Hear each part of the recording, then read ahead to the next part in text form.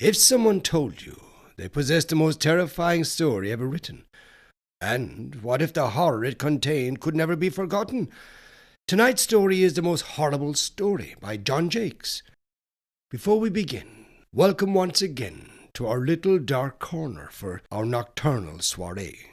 I'm delighted you've arrived, and I hope you experience no undue difficulties in finding us this evening. The route can be rather elusive after dark. This delightfully short and deliciously dark tale follows a man whose curiosity draws him into a mysterious organization that claims to possess the most horrifying story ever written. What follows is a strangely dreamlike, almost hallucinatory journey into the nature of fear itself, where the line between anticipation and terror becomes increasingly blurred. Despite its brevity, the story packs a remarkable punch and is quickly becoming one of this narrator's favourite very short tales of the strange and macabre. Now settle back, dim the lights, and let us begin. The Most Horrible Story, written by John Jakes, performed for you by Jonathan Dunne. Original year of publication, 1952. Production and narration copyright, 2026. Jonathan Dunne.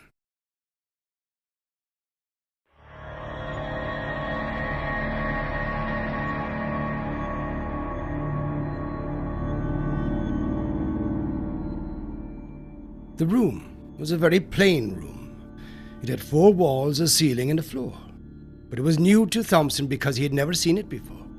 He stood in a relaxed fashion, studying it. There was a desk in the corner of the room. It was grey, but Thompson could not identify the material from which it was made. A very old man with a clipped beard sat behind the desk. A candle flickered in a brass holder on top of the desk. "Pardon me," said Thompson. The old man looked at him. He had been looking at Thompson for a long time. In fact, Thompson could not remember a time when the old man had not been looking at him. "You like horror stories, I take it," the old man said. "That's why you're here. Everybody in the world likes a good horror story, at least once in their lives." "Yes," said Thompson, filled with vague relief. "I guess that's why I'm here." "Fine," said the old man. He reached into the desk. Where, Thompson couldn't tell. Just out of sight. No drawers slid. But his hands came out and they held a white card. Again they vanished. This time they held a metal-pointed pen. There was ink in the pen. It shone with a night blue luster in the candle flame. "Name," said the old man. "James Thompson." "Born?" Thompson thought a minute. "March 3rd, 1902. Is all this necessary?" The old man seemed annoyed. "Of course. We must have all the records in order that you may become a full-time member." "Full-time member of what?" Thompson asked. He noticed that the pen seemed always full of ink. "The Horror Book Club, of course," the old man replied. He scratched on the card, writing down the information Thompson had given him. Then he put both card and pen out of sight under the desk. His hands came back up, empty.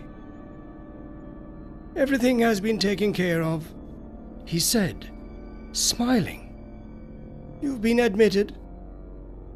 "Is that right?" Thompson said aloud. He had begun to wonder whether membership in this club was exclusive.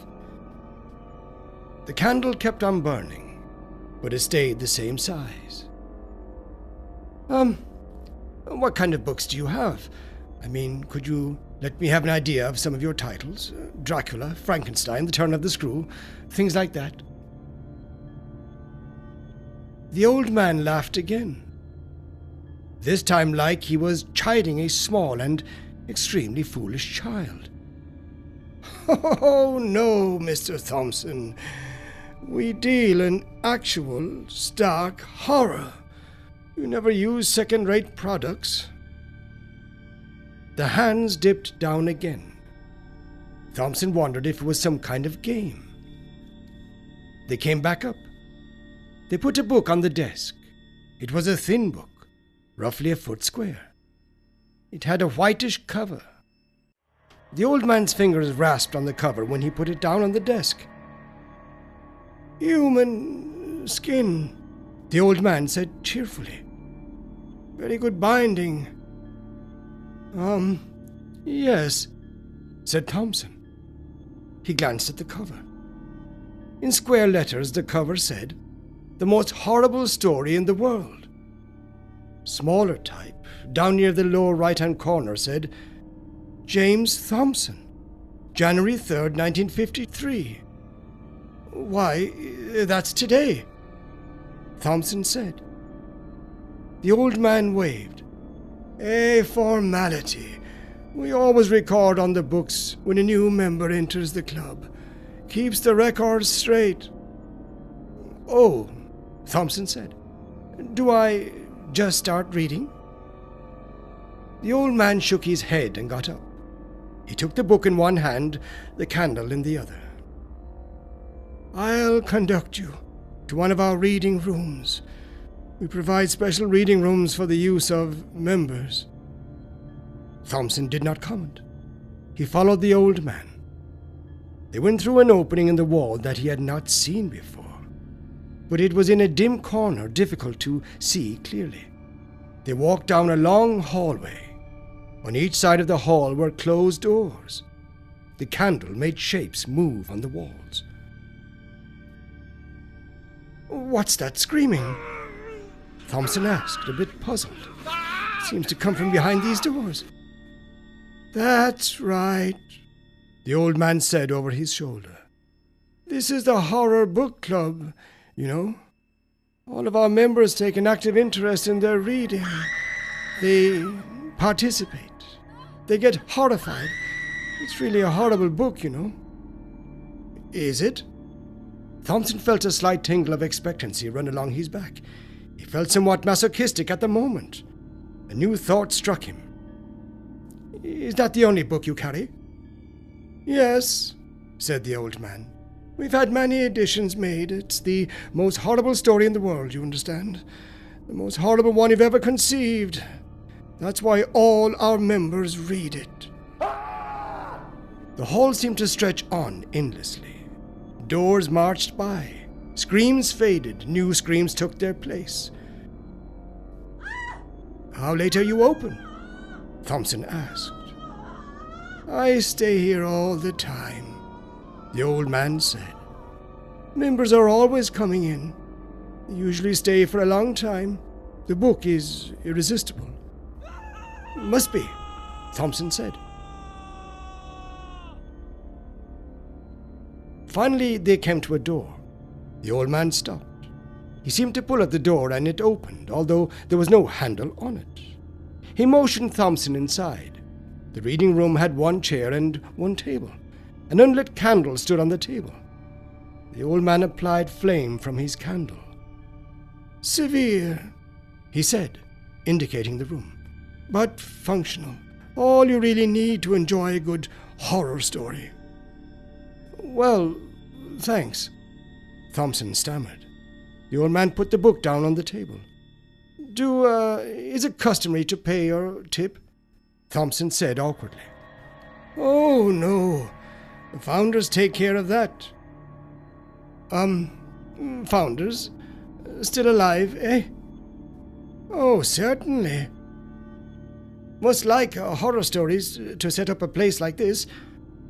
"They do," the old man assured him. "Well, I hope you like the book." He walked out and closed the door. Thompson said, "Well," a couple of times, saw that no one was listening, laughed foolishly and sat down on the chair. He picked up the book, feeling the tingle on his spine once more. He opened the book. He began to read. It was a very short story. He finished it almost immediately. And it certainly was horrible, almost too horrible. He closed the book and got up. His face felt very pale. He went to the door. He tried to open it. It would not open. "Old man!" he yelled. "Old man! Old man!" He was so insistent in his yelling that he did not stop to think about the other screaming out in the hall. He expected the old man to come, and he did. The old man's voice said through the door, "Yes? I don't like this book," Thompson said. The old man said nothing. "And the door's locked. I want to leave." "You can't." "What do you mean, I can't? What kind of place is this, anyway?" His tone was threatening, belligerent, and weak. "You're a member now." It was very final. Thompson felt that the old man was gone. He shouted, "Old man! Old man!" There was no answer. He went back to the table. His stomach seemed to be gone. He opened the book. He read the story again.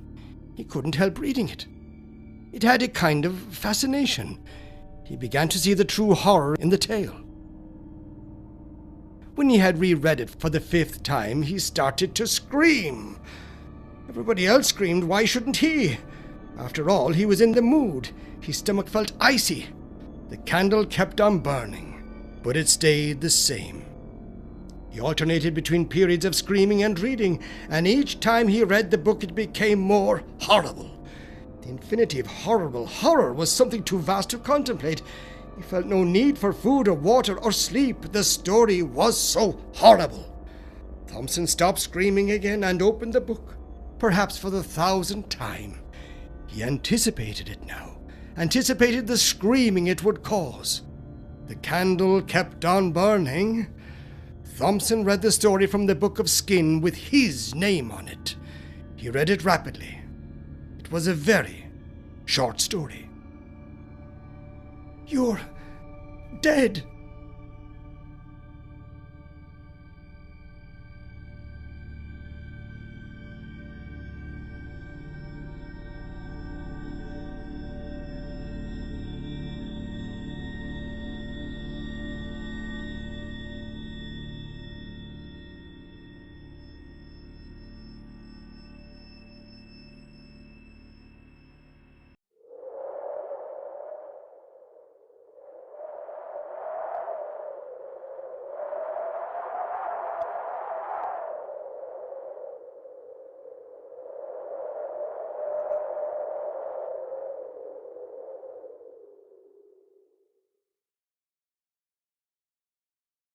That was the most horrible story, yes it was, by John Jakes, presented as part of our Timeless Terrors series.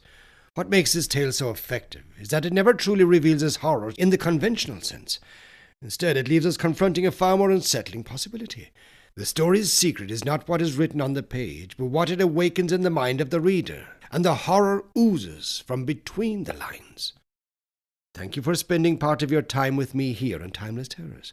If you enjoyed tonight's tale, don't forget to join us again when we will explore the strange, the uncanny, and the supernatural together. You're always welcome back to our nocturnal soirees. Until next time, thank you for listening. And remember this, every man knows he must die. Few are content to know when. Good night. This has been The Most Horrible Story, written by John Jakes. Performed for you by Jonathan Dunne. Original year of publication, 1952. Production and narration copyright, 2026. Jonathan Dunne.